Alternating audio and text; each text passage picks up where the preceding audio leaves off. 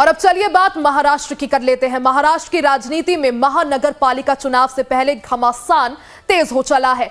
महानगर पालिका चुनाव में मुंबई, पुणे, पिंपरी चिंचवड़, मीरा भाईंदर सहित कई क्षेत्रों में महायुति से अलग चुनाव लड़ रहे उप मुख्यमंत्री अजित पवार के तीखे बयानों ने हलचल मचा दी है।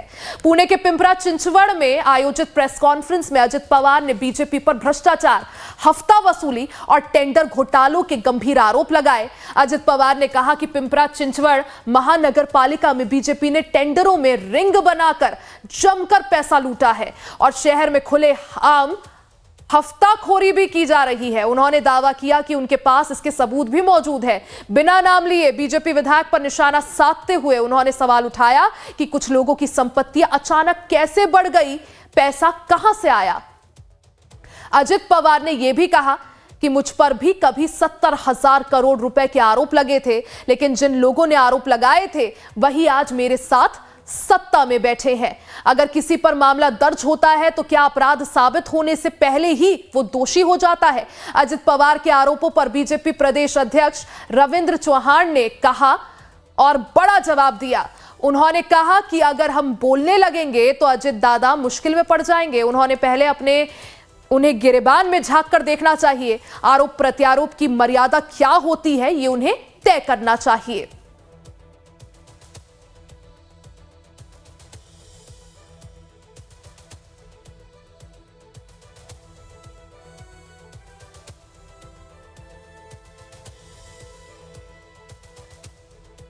तो बीएमसी चुनाव को लेकर एक बार फिर से महायुति में घमासान मचता हुआ नजर आ रहा है। 15 जनवरी को बीएमसी चुनाव होने हैं और 16 को नतीजे आने हैं। उससे पहले अजित पवार और बीजेपी आमने सामने है। बीएमसी चुनाव के लिए महायुति ने शनिवार को पहली संयुक्त रैली की।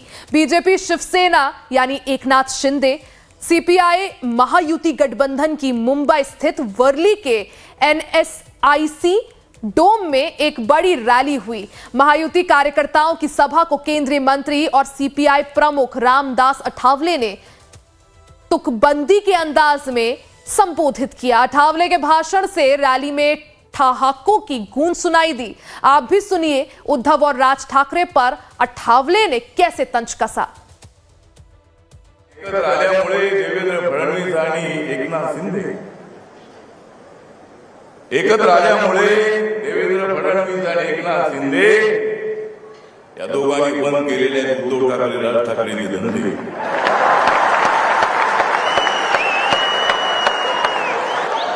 आपण सर्वजण अत्यंत उत्साहामध्ये आहोत। 15 तारीख जवळ येत आहे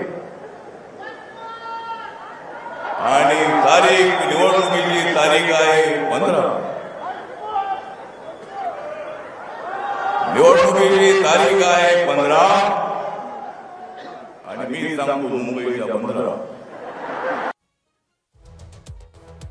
दूसरी तरफ महाराष्ट्र के डिप्टी सीएम और शिवसेना प्रमुख एकनाथ शिंदे ने भी महायुति की रैली में हुंकार भरी और कहा कि मुंबई का मेयर महायुति का तो बनेगा ही, इसमें कोई शक नहीं है। लोकसभा चुनाव, विधानसभा चुनाव और पंचायत चुनाव में महायुति ने लगातार जीत हासिल कर हैट्रिक लगाई। अब बीएमसी चुनाव जीतकर चौका लगाएंगे। देखील जवळपास 75% पेक्षा जास्त जागा मिळवून आपण हॅट्रिक केली आणि आता या महापालिकांमध्ये आपल्याला चौकार मारायचा आणि म्हणून या निवडणुकीत 2025 मी एकच सांगतो, 2025 तो सिर्फ टेलर था, अभी तो पूरी पिक्चर बाकी है। वहीं चुनावी रैली में सबसे आखिर में प्रदेश के मुख्यमंत्री देवेंद्र फडणवीस ने रैली को संबोधित किया। उन्होंने कहा कि आज मुंबई में हमने नारियल फोड़कर चुनाव प्रचार की पारंपरिक शुरुआत की है। ये चुनाव मुंबई के लोगों और खुद मुंबई के लिए जिंदगी बदलने वाला होगा। फडणवीस ने भी शेरो शायरी के अंदाज में महाविकास अघाड़ी पर कुछ यूं तंज कसा। कर धुंधली सी ताकत, हौसला हमारा कम नहीं होता। देखकर धुंधली सी ताकत, हौसला हमारा कम नहीं होता। अरे झूठी आंधियों से वही डरे जिन चिराग में दम नहीं होता।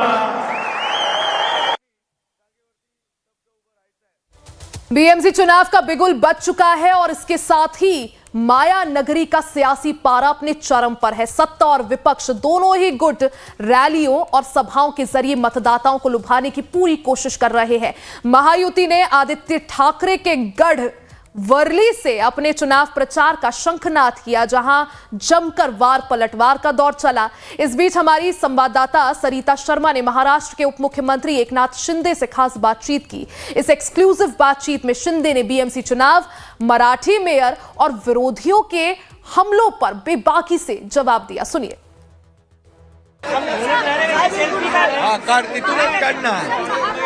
इथून काढना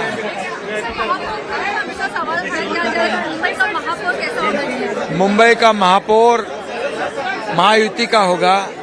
मुंबई का महापौर मराठी होगा।